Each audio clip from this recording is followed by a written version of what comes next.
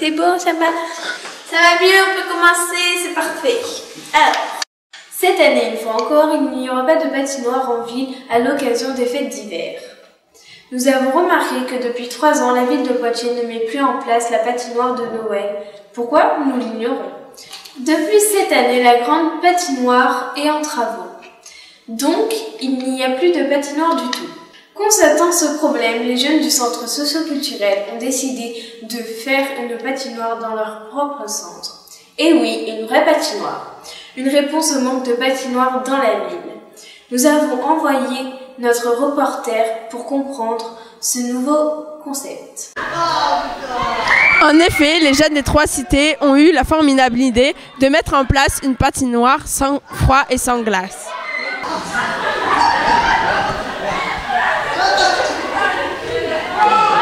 Alors, comment tu trouves la nouvelle patinoire? Elle est fantastique. La nouvelle patinoire est très bien. C'est pas idéal pour patiner, enfin, c'est pas très bien, mais bon, on s'y habitue.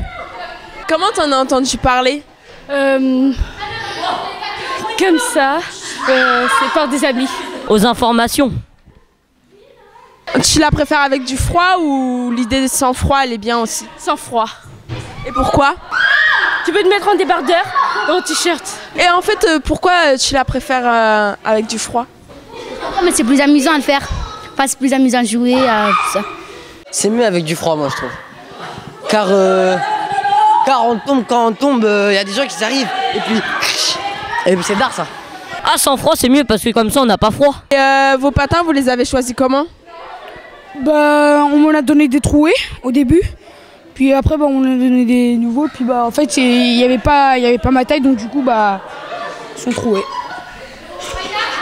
Bonjour à tous, je suis en direct avec Simone et je vais lui poser quelques questions. Alors, y a-t-il des patins adaptés au sol ou c'est des patins normaux? Alors, c'est des patins adaptés au sol. Donc, on a donc les types de patins qu'on a, donc c'est des Charlotte et Colomb. Ok. Voilà. Quel est le prix pour pouvoir entrer dans la patinoire? Alors, tout dépend. Donc, ça va de 3 ans jusqu'à 12 ans, on a un prix. Donc, ça varie entre 3 € et 4 €. Et pour les adultes, un petit peu plus cher, entre 10 € et 15 €. Est-ce qu'elle serait ouverte toute l'année? Alors, toute l'année, oui, bien sûr. Après, il y a des périodes creuses où il n'y a pas forcément grand monde. Donc, bon, là, on n'est pas forcément ouvert. Enfin, dans la semaine, on n'est pas obligé d'être ouvert tous les jours. Mais généralement, on est ouvert toute l'année. Bah, c'est bien.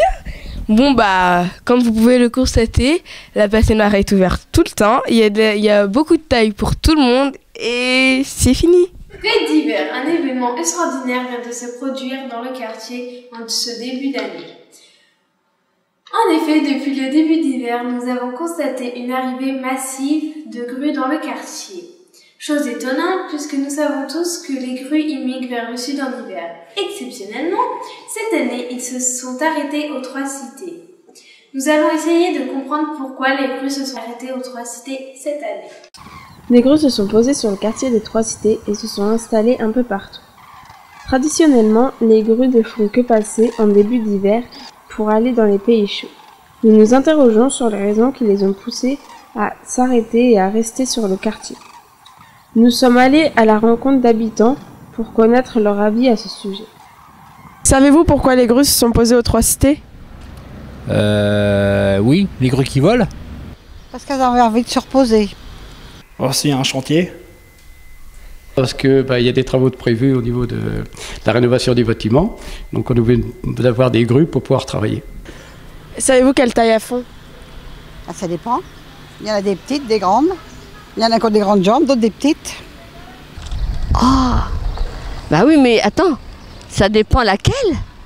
Parce que si c'est la grue de hauteur, mais il y a la grue avec les ailes. Alors... Bon, la grue avec les ailes, ça fait bien... Oula, pas mal. Non, pas... Ah, non, ils ont une envergure assez importante. Hein. Mais comme on ne sait pas laquelle grue que c'est, je ne peux pas vous le dire. À votre avis, d'où viennent-elles? De Mignozance. Bah, des pays chauds. Des pays froids. La grue oiseau du Nord, La grue qui a été montée grand bâtiment de Broglie. Et est-ce que vous savez ce qu'elle mange? Ben, elles doivent manger peut-être des grains, mais du ciment et du béton, et des cailloux. Hein. Elle doit manger du poisson. Du courant électrique surtout. Du maïs, dans les champs.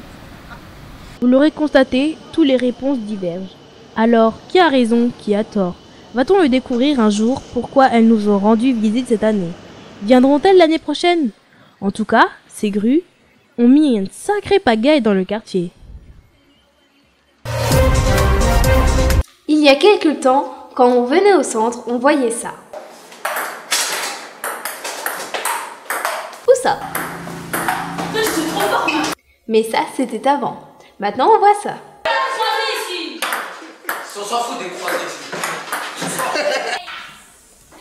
Oui, vous avez bien vu. Il joue avec tout et n'importe quoi. Mais pourquoi il ne joue pas tout simplement avec des raquettes? Une explication peut-être?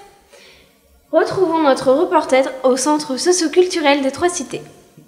Bonjour mesdames et messieurs, bienvenue dans le journal du centre socio-culturel à Poitiers, des Trois-Cités.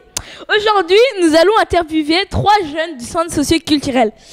Bonjour Raina. Bonjour. Bonjour. Alors, pourquoi jouez-vous avec des objets?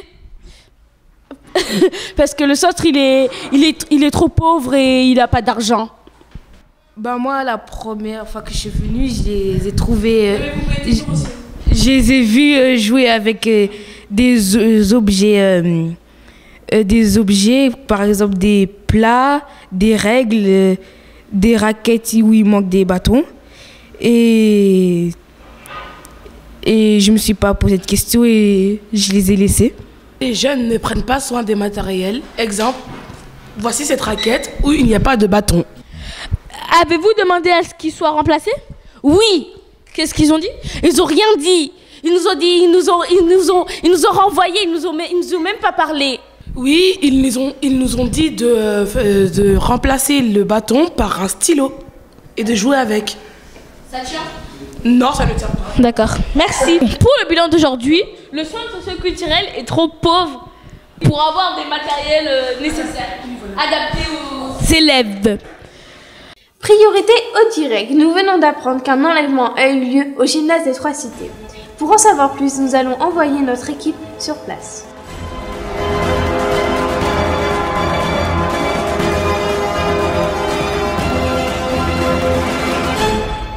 Bonjour Sybille. Effectivement, nous venons d'apprendre qu'un enlèvement est en cours dans le quartier. Nous avons dépêché une équipe au centre socio-culturel afin de suivre l'événement et de vous informer au mieux. Nous rejoignons à l'instant Sonia Gop en direct du centre. Bonjour Sonia, que s'est-il passé? Avez-vous des nouvelles sur le kidnapping? Bonjour enfants, en effet la nouvelle vient de tomber. Un groupe de jeunes filles vient de prendre en otage un salarié du centre socio-culturel des Trois-Cités. D'après nos informations, il s'agirait de Nicolas Petitjean, animateur au centre socio-culturel des Trois-Cités. Est-ce que nous avons des revendications de la part des ravisseurs? Nous n'en savons pas plus pour le moment. Les ravisseurs n'ont fait aucune déclaration depuis qu'elles se sont enfermées dans le centre. Cependant, nous pouvons vous dire que cet événement a été un véritable choc pour les habitants du quartier et plus particulièrement ses collègues du secteur jeune. Nous avons réussi à prendre des images avant qu'elles ne s'enferment dans le centre.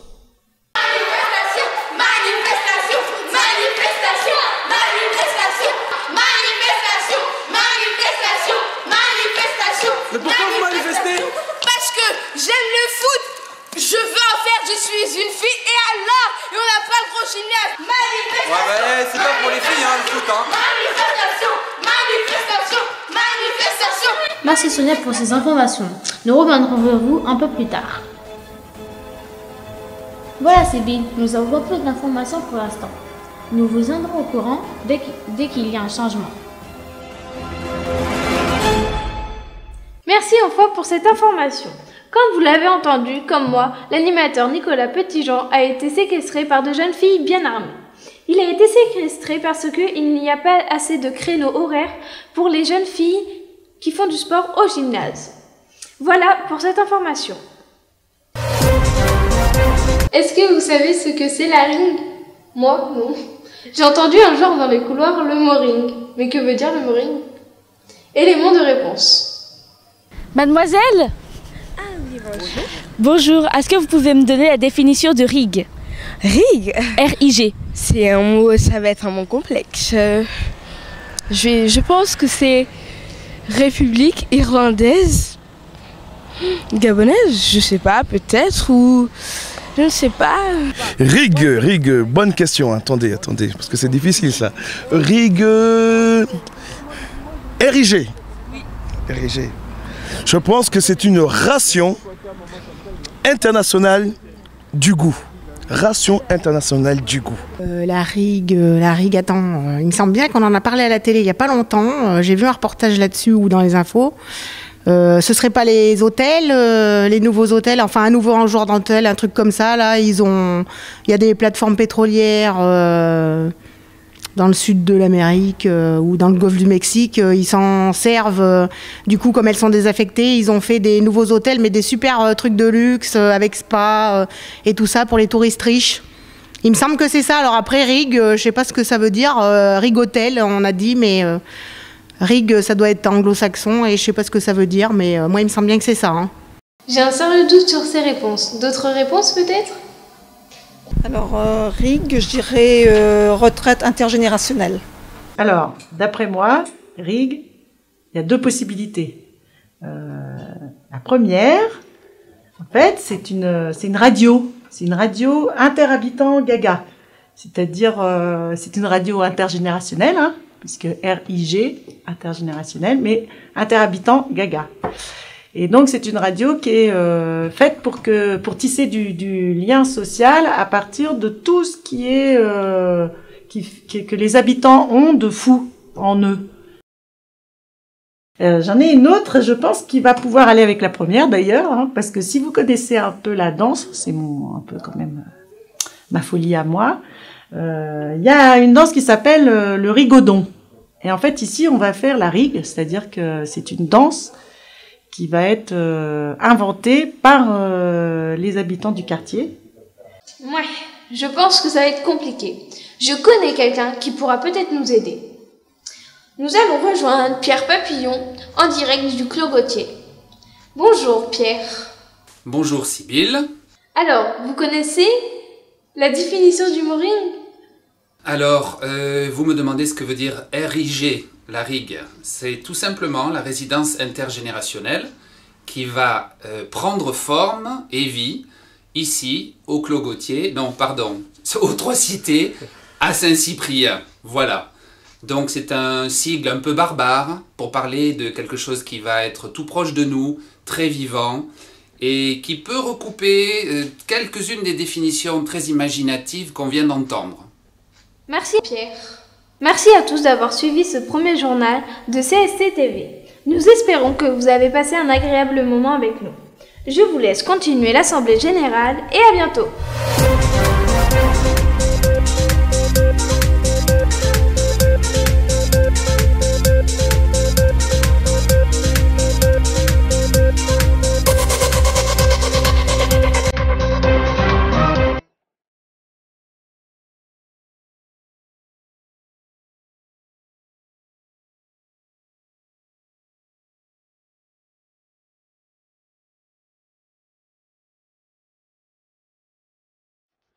Back